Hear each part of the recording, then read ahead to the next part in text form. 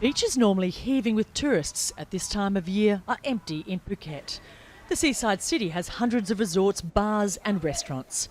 It's now been labelled a coronavirus hotspot after reporting a rise in infections this week, with the government blaming tourists and locals for not keeping their distance. The city of Pattaya, south of Bangkok, is traditionally a tourist haven.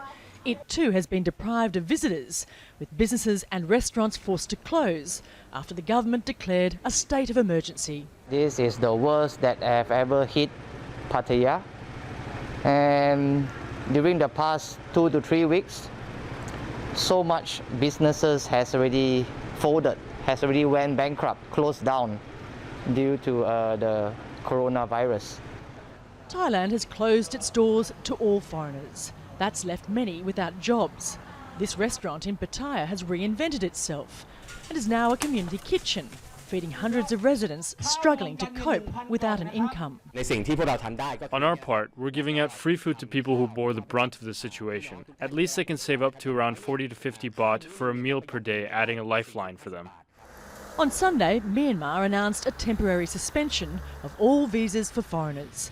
Cambodia too will stop issuing visas on arrival for at least a month, as the government tightens restrictions on travellers in a bid to combat the surge of the coronavirus cases. But as countries across Asia close their borders, the city at the heart of the coronavirus outbreak continues to welcome new arrivals. More than 60,000 people returned to Wuhan on Saturday as train stations and roads reopened after a 2-month lockdown. Flights will resume on the 8th of April, when residents are finally allowed to leave the city.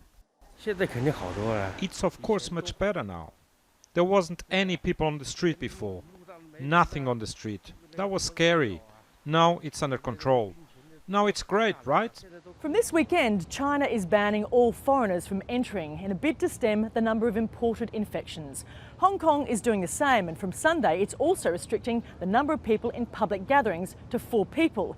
Those who defy the law face up to 6 months in jail. Sarah Clark, Al Jazeera, Hong Kong.